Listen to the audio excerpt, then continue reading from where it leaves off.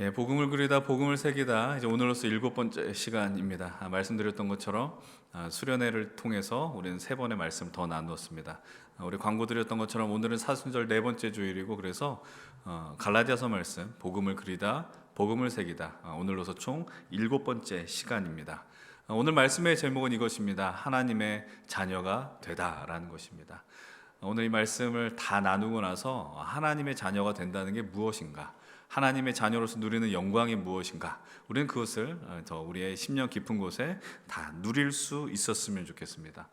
이제 오늘부터 시작하는 말씀은 수련회 안에서 나누었었던 우리가 메시지 인벤션이라는 프로그램을 가졌습니다. 바로 공동체 함께하는 설교라고 명명했는데요. 인벤션이라는 건 뭔가 만들어낸다라는 것이죠.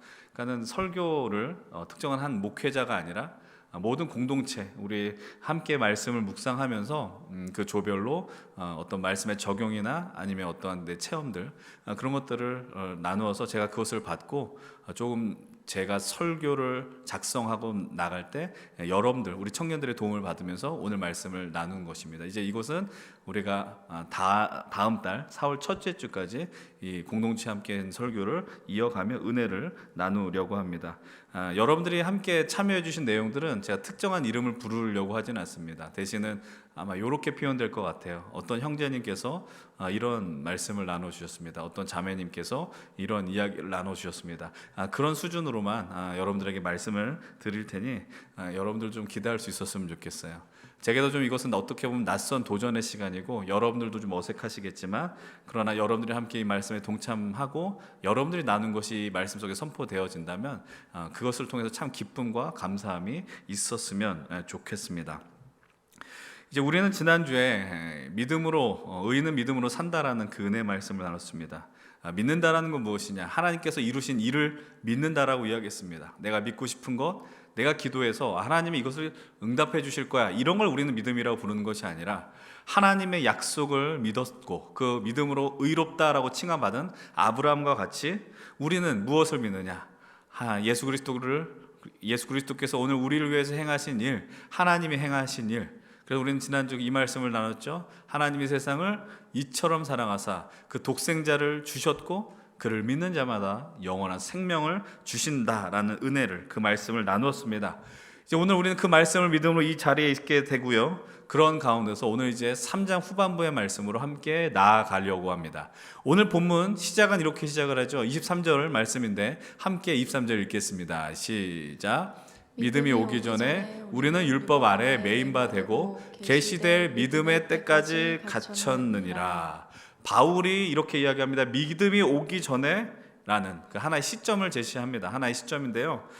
마치 이 믿음이란 단어를 어떻게 좀 이해를 하느냐, 어떤 인격체처럼 표현하는 것 같습니다. 어떤 오고 가는 것. 이 믿음은 과연 무엇을 의미하겠습니까?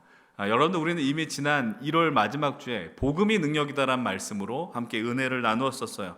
근데 우리가 이 믿음이라는 단어를 바라볼 때 2가지 관점을 가지십시오라고 여러분들에게 설명을 드렸습니다. 첫 번째는 바로 믿는 그 주체이죠.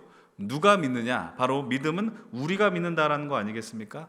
오늘 우리는 하나님을 믿습니다, 하나님의 말씀을 믿습니다 라고 할 때 하는 그 믿음, 그렇게 우리는 이 믿음을 이해를 하죠. 그러나 우리는 그때 또 다른 믿음을 이야기했었어요. 바로 헬라어 단어 피스티스라는 단어를 쓰면서 이 믿음이란 단어는 신실하다라는 단어로 대체할 수 있다라고 말씀을 드렸습니다. 그러니까 이 믿음은 예수 그리스도의 신실함으로 표현할 수 있다 말씀드렸어요. 그러니까 오늘 등장하는 믿음은 문맥상 믿는 자가 우리가 아니라 바로 예수 그리스도다라고 이해하는 것이 좋겠습니다. 다시 말씀을 들으면 믿음이 오기 전에 예수 그리스도의 그 신실함이 오늘 우리에게 오기 전까지 우리는 어떤 위치에 있는가? 율법 아래 있었다라고 이해하는 것이 좋습니다. 이 말씀을 통해 우리는 율법을 어떻게 이해하면 좋겠는가? 이번 말씀의 나눔 속에 한 형제님이 이런 이야기를 했었어요. 율법의 이미지는 마치 경찰 같다라는 표현을 했어요. 어떤 내용이냐, 이런 것이죠. 어린 아이들이 부모님의 말을 듣지 않을 때 부모님이 자주 하는 표현이 하나 있습니다. 여러분들도 아마 경험하셨을 텐데, 여러분들이 떼쓰거나 울었을 때, 말 지지리도 안 들었을 때 지나가다가 한 경찰을 만나는 것이죠. 그러면서 뭐라고 이야기합니까? 너 말 안 들으면 저 경찰 아저씨한테 데려간다. 경찰 아저씨한테 데려가도 아무런 소용이 없다라는 건 우리는 이미 알고 있지만 그때는 겁이 났습니다. 그래서 어떻게 했어요? 울었다라는 것이죠. 경찰관은 사회 질서를 유지하게 하는 역할을 합니다. 그러나 우리들은 그 경찰을 보면서 괜히 위축되곤 합니다. 우리 잘못을 하지도 않았는데, 예를 들면 이런 것이죠. 운전을 하다가 난 정속도로 가고 있고 안전벨트를 맸음에도 불구하고 경찰이 나타나면 내 상황을 한번 살펴본다라는 것입니다. 율법은 마치 이런 기능과 같다라는 것이죠. 그러니까는 어떤 우리의 문제를 해결해 주지는 못하지만 우리로 하여금 죄를 짓지 않도록 하는 것, 그것이 하나의 율법의 역할이다라고 말씀을 드렸어요. 그러니까 율법은 죄를 인식하게 합니다. 율법을 통해서 이건 나는 죄인이다. 그러나 이 죄의 문제를 해결해 주지 못합니다. 우리는 이미 다 알고 있어요. 이 죄의 문제를 해결하기 위해서는 예수 그리스도의 그 십자가의 은혜가 필요하다는 걸 너무나도 잘 알고 있습니다. 그런 가운데서 바울은 율법이 우리에게 주는 순기능이 있다라고 바울은 언급해 줍니다. 율법이, 그러니까 복음과 대조적으로 예수 그리스도가 오셨기 때문에 율법은 사라져야 해라고 이야기하지 않는다라는 것이죠. 오늘 말씀 24절인데요. 24절 한번 같이 읽어보겠습니다. 함께 읽겠습니다. 이같이 율법이 우리를 그리스도께로 인도하는 초등교사가 되어 우리로 하여금 믿음으로 말미암아 의롭다함을 얻게 하려 함이라. 아멘. 율법의 역할, 하나의 역할, 롤을 가지고 와서 설명을 합니다. 그게 무엇이냐? 초등교사다라는 겁니다. 초등교사는 누구를 의미하는 것일까요? 우리는 이 본문을 메시지 성경으로 한번 읽어보면 더 선명하게 의미가 다가옵니다. 함께 또 읽어보죠. 율법은 여러분이 잘 아는 그리스도의 가정교사와 같습니다. 아이들을 학교까지 바래다주고 아이들이 위험에 빠지거나 산만해지지 않도록 지켜주고 목적지까지 안전하게 도착하도록 도와주는 가정교사 말입니다. 고대 로마 시대에는 주인의 아들을 등하교시키는 역할을 감당한 사람이 있었습니다. 그것이 바로 초등교사였습니다. 초등교사라고 해서 우리가 알고 있는 어떤 학교 선생님이 아니라는 거예요. 어떤 보모 같은 역할이었겠죠. 근데 그들은 누구냐? 다 노예였습니다. 그런데 노예였음에도 불구하고 그 아이들의 신분, 아이들은 주인의 아들이었으니까 당연히 주인이 될 수 있는 위치였죠. 그러나 그들을 잘 책임져 주더라라는 겁니다. 언제까지요? 그들이 장성할 때까지, 클 때까지요. 그러면은 여러분 그 역할을 언제까지 감당하는지를 다시 한번 봅시다. 오늘 본문 4장 1절로부터 3절인데 함께 또 읽어봅니다. 시작. 내가 또 말하노니 유업을 이을 자가 모든 것의 주인이나 어렸을 동안에는 종과 다름이 없어서 그 아버지가 정한 때까지 후견인과 청지기 아래에 있나니 이와 같이 우리도 어렸을 때에 이 세상의 초등학문 아래에서 있어서 종노릇 하였더니.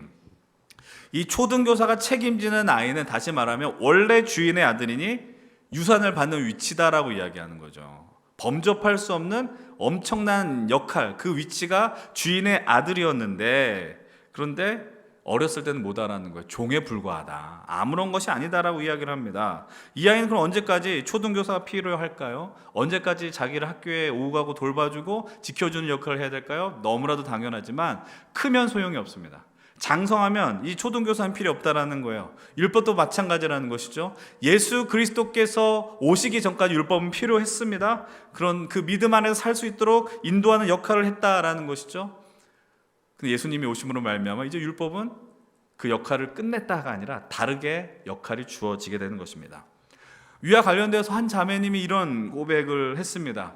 저는 이제 이것을 한 자매 고백이라고 이야기했지만 이 고백을 들어보면 이거 우리도 다 경험해 본 것 같다라는 마음이 듭니다. 여러분들이 어렸을 때부터 신앙생활을 하고 모태신앙으로 자라났었다면 누구나 한 번쯤 경험해 본 이야기인 것 같아요.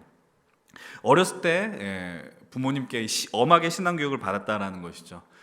교회에 빠진 게 아니었어요. 교회에 빠진 게 아니고 교회에 늦었는데 엄마한테 엄청 혼이 났다라는 겁니다. 그러면서 그 당시에 들었던 마음은 억울하다라는 거죠. 나 교회 빠진 것도 아닌데, 나 교회 열심히 나왔는데 왜 엄마는 나한테 뭐라 그럴까? 그런데 시간이 지나고 보니 이 엄격한 부모님의 가르침이, 그리고 이 본문을 연결시어서 표현하면 이 율법적 신앙의 훈련이 오늘날 나를 지키는 믿음의 유익한 도구가 되었다라고 고백했다라는 겁니다. 물론 그 가운데 중요한 전제 조건이 있었습니다. 이 믿음의 훈련, 율법적인 훈련 안에는 부모님의, 엄마의 사랑이 있었다라는 거죠. 아무리 엄마가 바른 길로 인도하려고 할지라도 그 안에 사랑이 없었다라면 자기는 온전하게 있을 수 없었을 것이다 이야기하는 거예요. 여러분도 그렇지 않습니까? 율법은 우리를 영원한 생명의 자리로 인도해 주지 못해요. 이건 명백한 거죠. 그러나 그 율법이 있었기 때문에, 하나님께서 우리에게 이 말씀을 주셨기 때문에 주님과의 온전한 사귐이 이루어질 때까지 우리는 그분을 믿음으로 고백하는 자리로 인도해 주었다. 초등교사 역할을 했다. 이것은 우리가 다 고백할 수 있다라는 겁니다. 이제 우리에게는 믿음이 왔어요. 이제는 율법에 우리를 인도하는 것이 아니라 예수 그리스도께서 오셨다라는 겁니다. 더 이상 우리에게는 초등교사가 필요 없다, 보호가 필요 없다라는 것이고, 이제는 율법에 매이는 인생이 아니라 율법을 다른 관점으로 바라봐야 하며, 우리를 더 온전하게 하시는 분은 예수 그리스도의 신실하신 사랑으로 가능하다라는 것이죠. 그래서 바울은 예수님의 오심을 하나님의 뜻 가운데서 이루어졌다라고 하면서 오늘 이렇게 말씀을 하고 있어요. 4장 4절로 5절인데 함께 읽어봅시다. 때가 참에 하나님이 그 아들을 보내서 여자에게서 나게 하시고 율법 아래에 나게 하신 것은 율법 아래에 있는 자들을 속량하시고 우리로 아들의 명분을 얻게 하려 하심이라. 아멘. 때가 왔다라는 겁니다. 하나님의 때가 왔다, 이거 엄청 중요한 표현이죠. 하나님의 시간, 하나님의 계획하심에 그때가 왔다라는 겁니다. 그때는 무엇이냐? 하나님께서 당신의 아들 예수 그리스도를 인간의 몸으로 나게 하셨고, 그리고 우리로 하여금 이야기하는 겁니다. 성경은 말하죠. 율법 아래에 놓게 하셨다라고 이야기합니다. 그리고 율법 아래에 놓은 이유는 율법 아래에 있는 자들을 구원하기 위함이라고 말씀하세요. 우리 이 내용을 이미 지난주에 살펴보았습니다. 그 내용이 무엇이냐? 율법으로 확인하는 건 무엇이다? 죄다라고 이야기했어요. 그럼 죄의 대가는 무엇이겠어요? 죽음뿐이 없는 거예요. 그러니까 우리는 율법 아래에서 율법을 통해서 내가 죄인이라고 확인합니다. 그런데 그 죄의 문제를 해결할 수 없어요. 왜냐하면 그 율법을 지켜내기에는 우리의 능력과 실력이 턱없이 부족했기 때문입니다. 율법 아래에 살아가면서 우리를 기다리는 건 영원한 죽음밖에 없는데, 근데 누가 오셨다? 예수 그리스도께서 오셨고, 그분이 율법 아래에 있음으로 말미암아 우리를 대신하여 죄의 저주를 짊어지셨다. 그것이 바로 오늘 성경이 이야기하는 주님의 은혜다라는 겁니다. 율법을 통해 우리는 확인합니다. 우리가 얼마나 비루한 인생이냐, 보잘것없는 인생이냐, 연약한 인생이냐. 그런데 율법을 통해서 우리는 확인합니다. 주님이 필요하다라는 거예요. 예수 그리스도께서 반드시 필요하다라는 거예요. 그러면 이제 우리는 발견하는 것이 있습니다. 예수님이 오심으로 우리가 살아날 길이 열렸어요. 구원받을 길이 열렸다라고요. 그러면 이제 우리에게 놓여진 과제가 하나 있습니다. 그냥 예수님 오셔서 문제 끝, 다 해결됐다, 이게 아니라는 거예요. 여러분, 우리에게 다가오신 믿음, 예수 그리스도의 그 신실하신 사랑이 있는데, 그럼 우리는 뭐 하겠냐라는 거예요. 여러분들 지금 무엇을 선택했어요? 그 사랑을 받아들였다라는 거죠. 근데 그 사랑을 받아들인 자들도 있지만 어떤 이들은 그것을 거부한 자들이 있다라는 겁니다. 여러분, 우리가 앞으로 나누게 될, 이제 우리가 제자훈련을 통해서 나누게 될 풍성한 삶으로 초대한 이런 내용이 있어요. 다시 한번 권면드리는데 함께 이 제자훈련 과정에 꼭 참여하셨으면 좋겠어요. 그런데 그 내용 가운데 어떤 내용이 있느냐? 우리가 복음을 들으면 어떤 반응을 나타내냐라는 그 내용이 나옵니다. 복음을 들으면 5가지 반응이 있는데, 첫 번째는 기뻐한다라는 겁니다. 왜 기뻐하겠습니까? 내가 죽었는데, 내가 죽을 수밖에 없는데 예수님 때문에 살아난다, 감격에 있다라는 것이죠. 그러면서 그것으로 인하여서 나는 재헌신의 자리로 들어간다는 거예요. 주님을 다시 만나고 하나님 앞에 헌신해야겠다, 그렇게 나가는 것이고, 그 다음에 세 번째로는 어떤 반응이 있다? 영접하는 거죠. 내가 그전에는 하나님을 거부했는데, 주 예수 그리스도 복음을 믿지 않았는데 영접하는 과정이 있고, 어떤 이는 아직은 내가 받아들이기는 지금은 때가 이른 것 같고 좀 더 연구해 보겠습니다, 탐구해 보겠습니다, 진리를 공부해 보겠습니다라고 유보하는 자들이 있다라는 것입니다. 그런데 마지막 하나의 선택지가 있습니다. 이건 좀 긍정적이지 않은 겁니다. 복음이 들렸을 때 무엇을 한다? 받아들이지 않는다는 겁니다. 거절한다라는 것이죠. 하나님은 그 선택까지도 어떻게 하실까요? 존중하시는 하나님이시죠. 하나님, 우리가 믿지 않는다고 해서 너 그럴 수 있어라고 하는 분이 아니라는 겁니다. 그러나 그 거절에 대한 책임은 누가 진다? 그 행위를 한 본인이 감당할 수밖에 없다라는 겁니다. 여러분, 복음이 세상에 다 들린다고 해서 하나님 말씀 앞에 모두가 다 굴복하지 않습니다. 우리가 이 시간 여러분들이 하나님의 말씀을 다 듣죠. 그러나 그 말씀에 아멘으로 다 동의하지 않을 수 있다고요. 그러나 적어도 우리는 그것을 믿죠. 예수님이 오늘 우리를 위하여서 행하셨고 우리에게 구원의 길을 열어주셨고 오늘 우리는 그 길로 들어간다라는 선택, 그 믿음의 고백을 우리는 다 할 수 있다라는 것입니다. 이제 우리는 그분을 믿습니다. 이제 우리는 그분으로 인하여 영광의 자리로 들어가는 것이죠.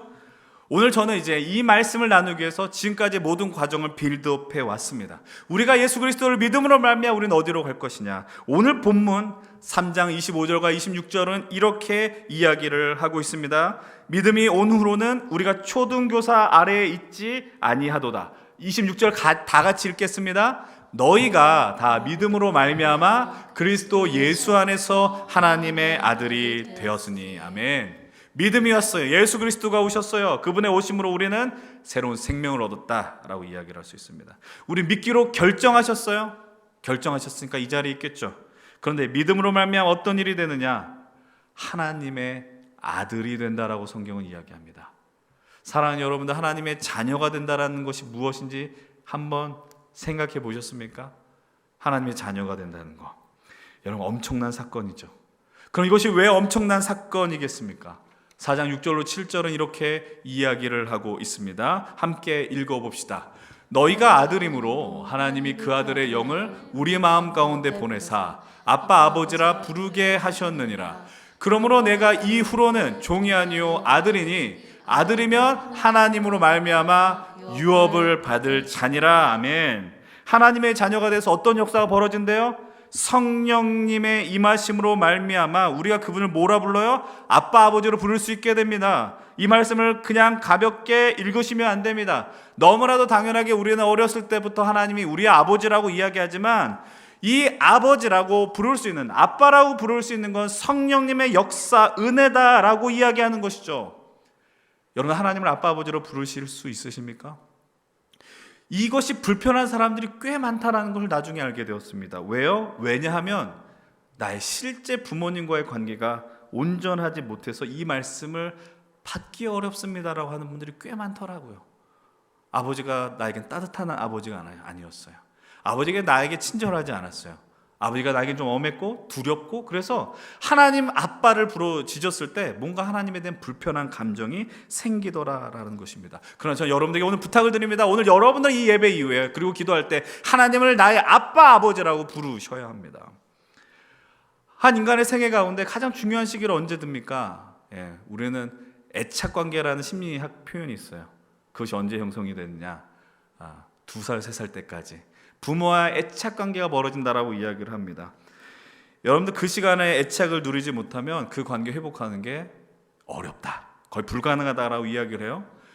혹시 여러분들 가운데 부모님과의 애착관계를 누리지 못하는 분들이 있으십니까? 정말 죄송한 표현이고 미안하지만 그 관계 회복은 글러먹었어요. 왜냐하면 우리가 다시 2살, 3살로 돌아가기 만무하기 때문에, 불가능한 일이기 때문이죠. 그러나 우리 생에 믿음이 왔습니다. 예수 그리스도의 그 신실함이 우리에게 임하셨어요. 그리고 하나님이 세상을 이처럼 사랑하사 우리에게 그 하나뿐인 예수 그리스도를 보내주셨습니다. 그리고 성경은 이렇게 표현하고 있어요. 로마서 5장 5절을 말씀을 함께 고백하며 이야기하겠습니다. 함께 읽겠습니다. 이 희망은 우리를 실망시키지 않습니다. 하나님께서 우리에게 주신 성령을 통하여 그의 사랑을 우리 마음속에 부어주셨기 때문입니다. 여러분, 이 사실을 믿으십시오. 성령님의 임하심으로 말미암아 하나님의 사랑이 우리에게 차고 부음받아 부어주셨다라고 이야기를 합니다. 하나님을 만나면, 그분을 믿나면 성령의 역사를 통해 하나님의 사랑이 우리에게 차고 넘치도록 부어주신 줄로 믿습니다. 그래서 어떤 일이 벌어지는 거예요? 우리가 그분의 아들이 되는 것입니다. 우리가 하나님의 딸이 되는 것입니다. 그러면서 왜 그것을 우리에게 허락하시느냐? 내가 너를 살리기 위해서 하나밖에 없는 그 아들을 보냈고 그 아들의 생명과 너의 생명을 맞바꾸었다라고 말씀을 드리는 것이에요. 여러분, 오늘 우리들이 이 시간 내가 육신의 부모로부터 누리지 못한 사랑이 있습니까? 그러나 여러분, 우리가 예수 그리스도를 믿음으로 그 사랑의 부족은 다 채워진 줄로 믿으시기 바랍니다. 하나님께서 우리에게 모든 걸 채워주셨어요. 성경 이야기예요. 모든 게 부음받았다는 거예요. 쏟아내셨다는 거예요. 여러분, 하나님을 아빠 아버지라고 부르는 건 영광스러운 사건입니다. 그분은 우리 아버지로 부르는 것을 주저하지 마십시오. 오늘 여러분 기도하실 때 아빠라고 부르세요. 하나님 내 아빠. 그렇게 할 때 우리 안에 참 생명의 회복이 일어날 줄로 믿습니다. 영국 스코틀랜드의 신학자, 개혁주의 신학자 그 싱클레어 퍼거슨이 이렇게 이야기를 합니다. 여러분 한번 잘 보십시오. 뭐라고 이야기하느냐? 우리가 하나님의 자녀, 아들, 딸이란 개념은 뭐라고 이야기해요? 그리스도인의 삶의 원동력이래요. 그리고 하나님의 아들이란 신분은, 하나님의 딸이라는 신분이야말로 뭐라고 표현합니까? 창조의 정점이라고 표현합니다. 전 이 말을 듣고 너무 소름 돋았어요. 창조의 정점이에요. 클라이막스라고 이야기하는 거예요. 하나님 세상을 창조하셨는데 하나님의 세상을 만들고 소름이 끼쳤다는 거예요. 막 이렇게 내가 우리로 표현하면 몸에 뭔가 닭살이 돋을 정도로 쾌락과 희열의 기쁨이 있다라는 겁니다. 하나님이 우리를 이렇게 창조하고 싶은 이유가 무엇이었겠어요? 사랑하고 싶은 거예요. 우리를 만들어 놓고 사랑을 주고 싶은 거예요. 근데 우리는 자꾸 그 말하지 않습니까? 하나님이 날 사랑하는데, 사랑한다고 이야기했는데 왜 내 삶은 이것밖에 되지 않습니까? 죄송한 표현 또 드릴게요. 지가 잘못해놓고 하나님을 탓하는 거 아니에요? 여러분들이 잘못해놓고 우리가 다 죄 지어놓고 하나님께 탓하는 거 아니냐라는 거예요. 우리는 율법이란 개념 때문에 구약에 비춘 하나님을 무섭게 생각해요. 엄하고 말씀 안 들으면 다 죽이고 혼내고. 그러나 여러분, 성경을 창세기부터 요한계시록까지 찬찬히 읽어보십시오. 그러면 찬송가 563장에 예수 사랑하심의 그 찬양의 고백, 예수 사랑하심이 성경에 쓰여 있다. 이게 그것이 우리 안에 선명하게 드러나다라는 겁니다. 하나님 우리를 사랑하셨다. 성경에 그 이야기로 가득 차 있다라는 겁니다. 여러분이 성경을 읽으면 읽을수록, 하나님의 마음을 발견할수록 이 고백이 더욱 크게 확인된다라는 것입니다. 제가 자주 드렸던 말씀인데, 여러분 예언서를 펼치고 읽으면 제일 많이 나오는 게 뭐냐? 처음에 이겁니다. 너 내 말을 듣지 않으면, 율법을 지켜야 하면 내가 너를 혼낼 거야, 저주 내릴 거야, 벌을 줄 거야 라는 겁니다. 근데 시간이 지나도 변할 생각이 없어요. 그럼 하나님의 마음이 변하는 게 아니라 동일한데 표현법이 바뀌어집니다. 제발 돌아오라니, 제발 돌아오라, 여호와께 돌아오라. 그러면서 어떤 일로 표현한지 아십니까? 애원하는 거예요. 애원하는 거. 우리도 그 경험하지 않습니까? 여러분, 누군가의 관계 속에서 사랑한 사람이 있고 이성이 있는데 연락했어요. 근데 연락이 오지 않으면 속이 터져요. 아니, 카톡을 보냈는데 숫자가 사라졌는데 답을 하지 않으면 내가 미치는 것이죠. 누군가 그런 이야기를 하더라고요. 여자는 숫자 1이 사라졌는데 응답되지 않으면 그 수많은 짧은 찰나에 난 이별을 생각한다라고 이야기합니다. 근데 시간이 지나면 어떤 일이 벌어질까요? 여러분이 부모님인데 자녀에게 보냈는데 답이 없다. 걱정하기 시작하는 거예요. 그 아이에게 무슨 사고가 나지 않았는가? 그 아이에게 무슨 큰일이 일어나지 않았는가? 부모의 마음, 아버지의 마음, 어머니의 마음은 그렇다라는 것이죠. 여러분, 구약 성경 가운데 그토록 이해할 수 없는 하나의 사건이 하나 있습니다. 그게 뭐예요?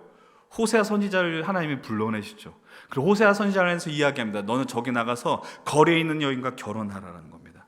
그냥 거리의 여인이 아니라 몸을 파는 그 창녀와 결혼하라고 이야기합니다. 이것을 여러분 어떻게 이해할 수 있어요? 받아들일 수 없어요. 와, 하나님 왜 이렇게 잔인하고 정말 이상한 분 아닌가라는 것이죠.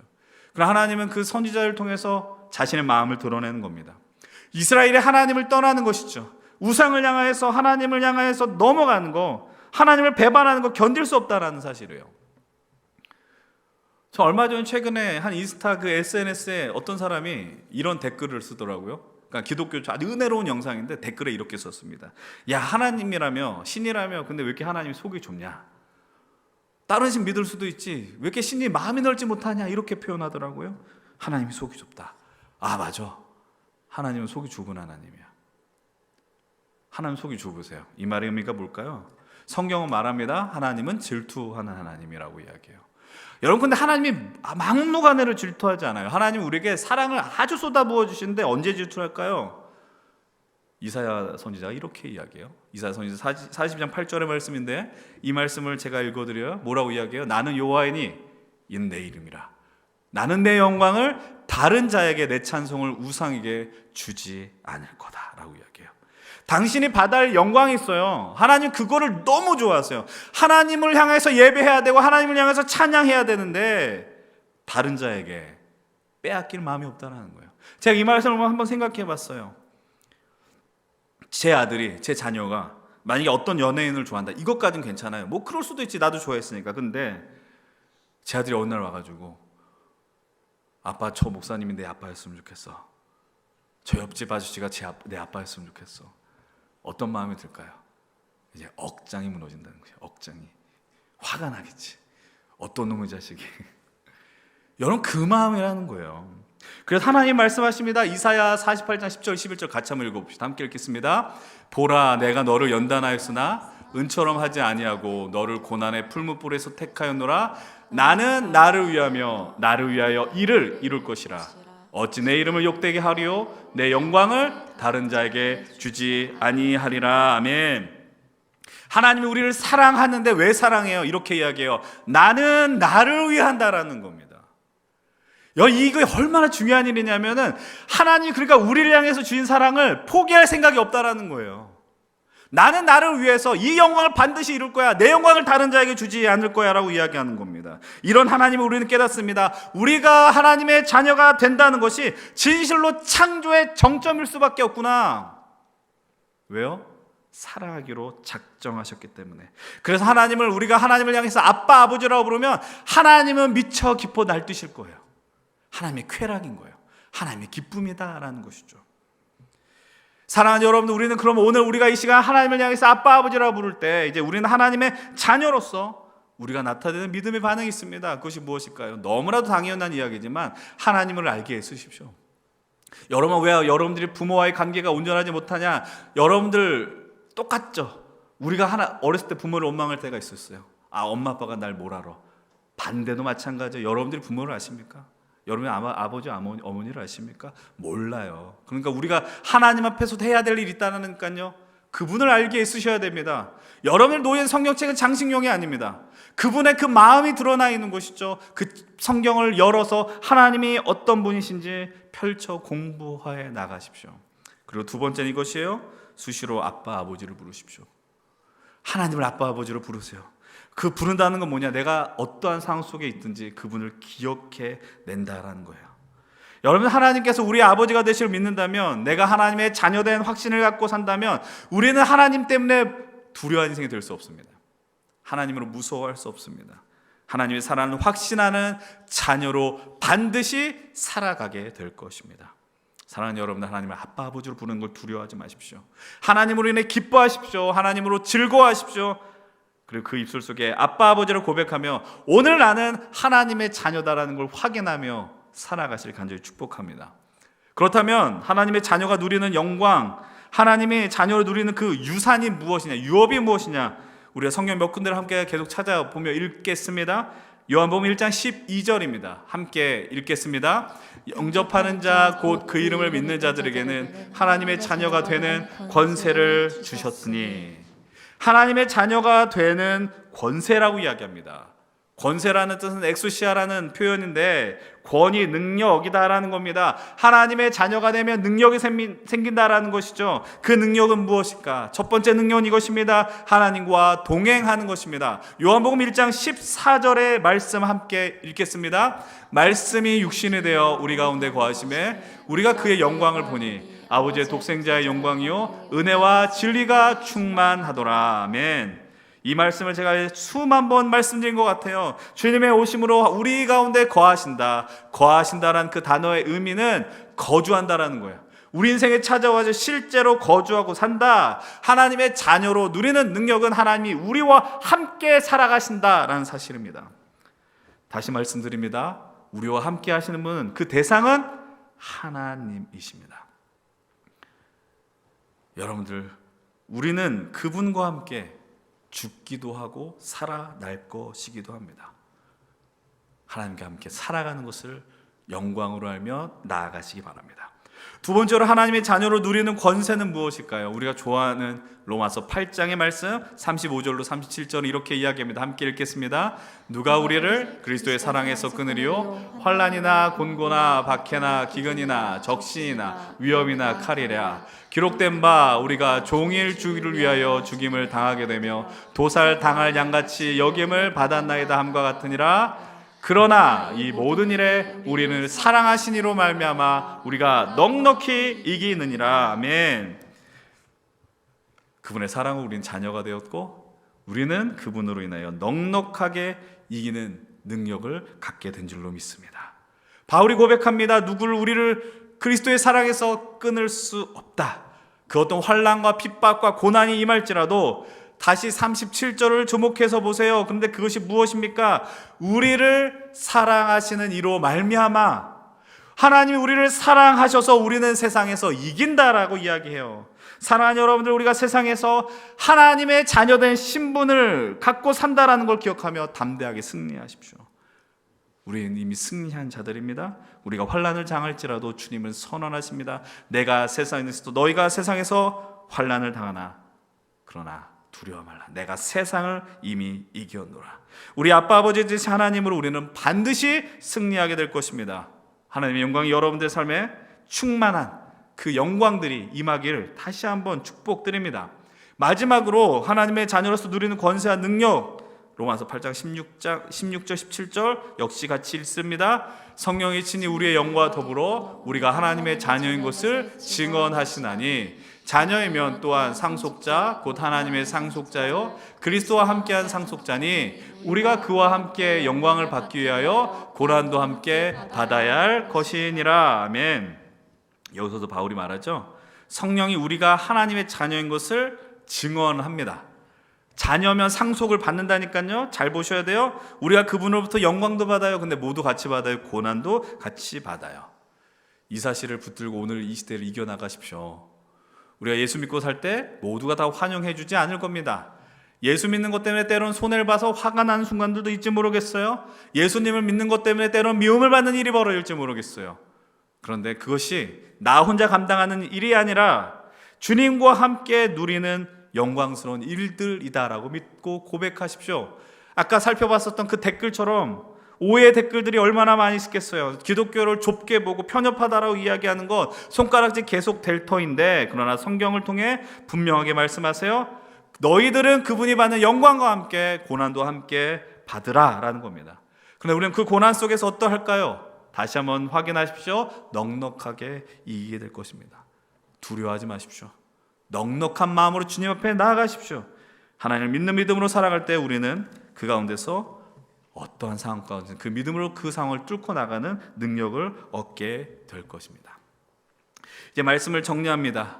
예수 그리스도의 오심으로 우리는 하나님의 자녀가 되고 하나님의 자녀됨의 권세를 반드시 누립니다. 하나님과 영원토록 함께할 것이고 그로 인하여 어떤 순간에도 승리할 것이고 승리로 인하여 어떤 고난에도 넘어지지 않을 것입니다. 그런데 바울이 그 가운데서 강조하고 싶은 게 있었어요. 본문 28절 29절인데 이렇게 이야기해요. 너희는 유대인이나 헬라인이나 종이나 자유인이나 남자나 여자나 다 그리스도 예수 안에서 하나이다. 그리고 29절 같이 읽습니다. 너희가 그리스도의 것이면 곧 아브라함의 자손이요 약속대로 유업을 이을 자니라. 하나님의 자녀가 되는 것에 대해서는 다시 한번 이야기합니다. 제한이 없습니다. 복음이란 무엇이냐? 구원을 위해서 하나님 우리를 향해 길을 열어주셨다. 누구도 다 들어올 수 있다. 나도 들어갔는데 너도 들어갈 수 있다. 이게 복음이다라고 말씀드렸어요. 여러분 이것을 좀만 깊이 생각해 보십시오. 복음이라는 건 하나님이 날 사랑한다라는 이야기거든요. 근데 이걸 좀만 더 생각하면 이렇게 해석할 수 있어요. 하나님이 나를 사랑하신다가 아니라 하나님이 나 같은 자도 사랑하신다. 하나님이 나 같은 죄인도 사랑하신다. 나 같은 허물 많은 자도 사랑하신다. 그것이 은혜다라는 거예요. 근데 이 십자가를 통해서 우리가 수긍할 수밖에 없는 명제가 하나 생깁니다. 나 같은 자도 하나님이 사랑하신다면 내가 그토록 증오하는 저도, 저 인간도, 저 내 가족도, 내 친구도 하나님이 사랑하시지 않겠냐라는 거예요. 나도 사랑받는데 저 사람도 사랑받을 만한 자격이 없느냐라는 거예요. 사랑받아야 하죠. 받을 자격이 있죠. 그래서 성경은 곳곳마다 이렇게 이야기를 합니다. 먼저 에베소 5장 1절로 2절 말씀인데요. 이렇게 고백합니다. 함께 읽습니다. 그러므로 사랑을 받는 자녀같이 너희는 하나님을 본받는 자가 되고 그리스도께서 너희를 사랑하신 것 같이 너희도 사랑 가운데 생활하라. 그는 우리를 위하여 자신을 버리사 향기로운 제물과 희생제물로 하나님께 드리셨느니라. 아멘. 뭐래요? 사랑을 받는 자녀답게 하나님을 본받아라. 하나님의 본인 무엇입니까? 하나님 우리를 사랑하셨습니다. 나 같은 자를 사랑하셨습니다. 나와 같은 죄인을 사랑하셨습니다. 나와 같이 허물투성이를 사랑해 주셨습니다. 이제 우리는 하나님의 자녀가 되었습니다. 하나님을 아빠 아버지로 부를 수 있고 그 하나님을 아빠 아버지로 부르심으로 말미암아 우리는 그 권세 끝은 무엇이냐? 서로 사랑하라라는 것입니다. 여러분 이것이 무엇입니까? 우리가 머리로는 이해가 되는데 몸이 따라주지 않는 말씀이에요. 우리가 머리로는 마음으로는 마음까지도 가지 않아요. 머리로는 이해하는데 몸이 따라가지 않는 이 부분이에요. 그런데 이건 성경은 말합니다. 이것이 자녀의 능력이라는 것이죠. 다시 말씀드립니다. 십자가의 신비는 이것입니다. 하나님이 나 같은 인간도 사랑하시고, 그러나 나 같은 인간만 사랑하는 게 아니라 저 사람도 사랑할 수 있다. 이 사실을 잊지 마십시오. 이것이 복음입니다. 이 하나님의 자녀됨의 권세의 능력을 드러내는 그 성취하는 자를 여러분들이 먼저 차지하시길 바랍니다. 여러분, 우리가 이 능력이 안 되지 않습니까? 서로 살아가는 게 힘들지 않습니까? 그래서 하나님 오늘 우리를 이 자리로 불러주셨습니다. 그래서 저는 여러분에게 말씀을 드리는 것은 이 힘센 청년 공동체가, 우리 연신교회가 서로를 사랑하는 훈련의 자리가 되기를 간절히 축복합니다. 같은 교회를 다녀도 마음에 품지 못한 사람들이 있습니다. 미운 사람이 있습니다. 교회를 같이 다닌다고 모든 사람을 향해서 마음이 열리질 않습니다. 그러나 우리가 이 자리에서 저 사람도 예수 믿는데 이해의 폭이 넓어졌으면 좋겠어요. 우리의 마음이 넓어졌으면 좋겠어요. 그러나 이해만 하고 이해에만 머무르는 것이 아니라 진실로 주님의 영광까지 자라나는 자녀된 권세, 그 영광을 다 누리실 수 있었으면 좋겠어요. 그 길이 열렸습니다. 그 길로 함께 뛰어들어가십시오. 담대하게 하나님의 영광과 십자가의 능력, 그리고 오늘 우리 말씀 하나님의 자녀됨의 권세의 능력을 누리시면서 사는 저와 여러분들이 되길 간절히 축원을 드립니다. 마지막으로 제가 갈라디아서 말씀과 요한 1서의 말씀을 읽고 함께 찬양하고 기도합시다. 제가 갈라디아서 말씀을 먼저 읽어드립니다. 너희가 아들임으로 하나님이 그 아들의 영을 우리 마음 가운데 보내사 아빠 아버지로 부르게 하셨느니라. 그러므로 내가 이후로는 종이 아니요 아들이니 아들이며 하나님으로 말미암아 유업을 받을 자니라. 아멘. 요한일서 4장 9절로 10절은 이렇게 이야기합니다. 하나님의 사랑이 우리에게 이렇게 나타난 바 되었으니 하나님이 자기의 독생자를 세상에 보내심은 그로 말미암아 우리를 살리려 하심이라. 사랑한 여기 있으니 우리가 하나님을 사랑한 것이 아니요 하나님이 우리를 사랑하사 우리 죄를 속하기 위하여 화목제물로 그 아들을 보내셨습니다. 우리 마지막 11절 같이 읽습니다. 사랑하는 자들아, 하나님이 이같이 우리를 사랑하셨은즉 우리도 서로 사랑하는 것이 마땅하도다. 아멘. 우리 시선 말씀을 기억하며 함께 찬양하며 기도의 자리로 나가겠습니다.